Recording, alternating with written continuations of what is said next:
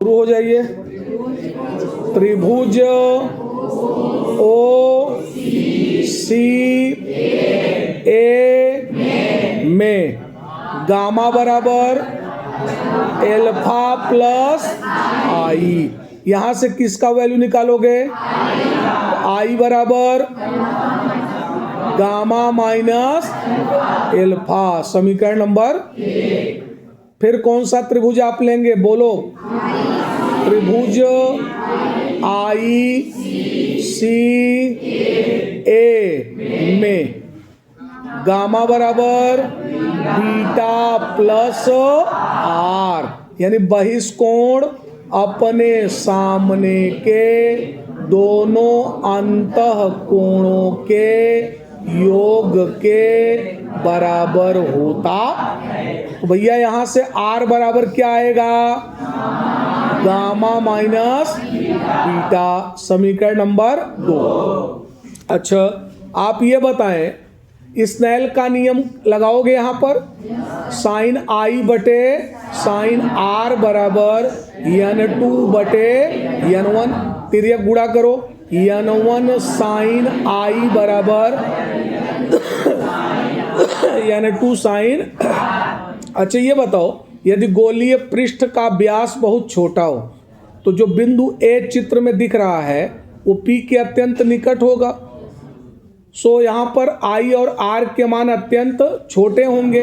तो गणित के डिफिनीशन से sine I is approximately equal to I and sine R is approximately equal to R। I am right? Right कभी wrong नहीं हो सकता है। चलो, तो n1 I बराबर n2 R, समीकरण नंबर 4। समीकरण नंबर कई बना? 3 बना। चलो अब तो समीकरण नंबर 3 बना भैया। अब इसमें I और R का मान रख दो तो क्या आएगा? n1 ब्रैकेट में गामा माइनस एल्फा बराबर n2 ब्रैकेट में गामा माइनस बीटा। अब जाकर बना समीकरण नंबर। यदि गोलीय पृष्ठ का व्यास बहुत छोटा है या छोटा हो तो बिंदु A और M P के अति निकट होंगे। M तो P पर हो जाएगा लगभग ना। तो एल्फा बीटा गामा जो चित्र में वैल्यू है, एंगल है, वो क्या होंगे? अत्यंत छोटे। तो tan एल्फा को एल्फा, tan बीटा को बीटा, tan गामा को गामा। सही है ना बात? अच्छा, जो MO है वो PO, MI PI और MC PC के बराबर। अच्छा, चिन्ह परिपाटी के अनुसार, पीछे वाले ध्यान नहीं दे रहे हैं, चिन्ह परिपाटी के अनुसार, तो चिन्ह परिपाटी के अनुसार PO is equal to minus u, PI is equal to minus v, PC is equal to minus r और AM is equal to small H.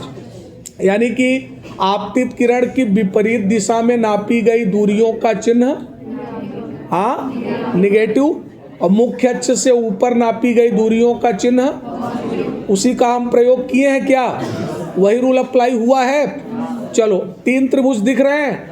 तो AMO त्रिभुज AMO में tan एल्फा बराबर AM बटे MO, तो tan एल्फा की जगह alpha, तो एल्फा बराबर AM बटे MO की जगह PO वैल्यू रख दो, तो एल्फा बराबर EH अपान माइनस U। उसी प्रकार त्रिभुज AMI से tan बीटा बराबर AM बटे MI, तो बीटा बराबर AM बटे PI, तो बीटा बराबर EH अपान माइनस V। तो कितना आएगा ये? माइनस EH अपान V।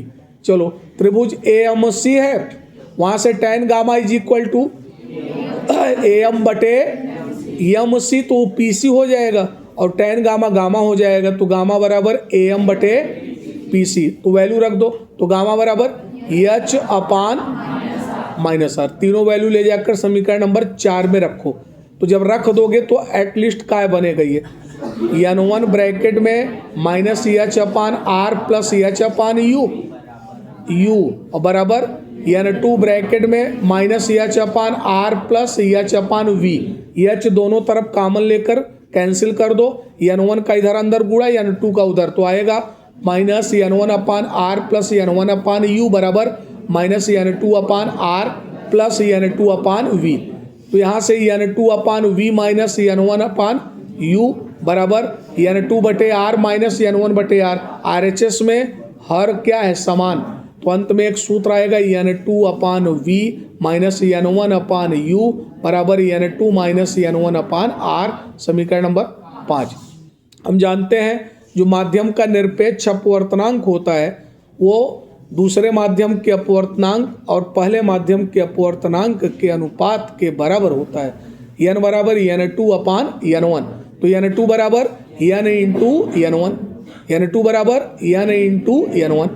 अब इसी का प्रयोग 5 में कर दो, जहाँ n2 हो वहाँ पर बच्चों n n1 रखो, तो n n1 अपान v माइनस n1 अपान u बराबर n n1 माइनस n1 अपान r। n1 इधर कामन, n1 उधर कामन, कैंसिल हो जाएगा। तो लास्ट में जिस सूत्र के बारे में मैंने डिराइव कराया, जो दिखाया आपको, n अपान v माइनस 1 अपान u बराबर n माइनस 1 अपान r। यह कौन सा फार्मूला है? गोलीय अवतल पृष्ठ पर अपवर्तन का सूत्र। लेंस की शुरुआत हम यहीं से करते हैं। ऑप्टिक्स का ये लास्ट चैप्टर है 10 चैप्टर में से, और सबसे मेन चैप्टर है 8 नंबर का आता है। तो कुछ समझ में आया? बहुत बहुत धन्यवाद।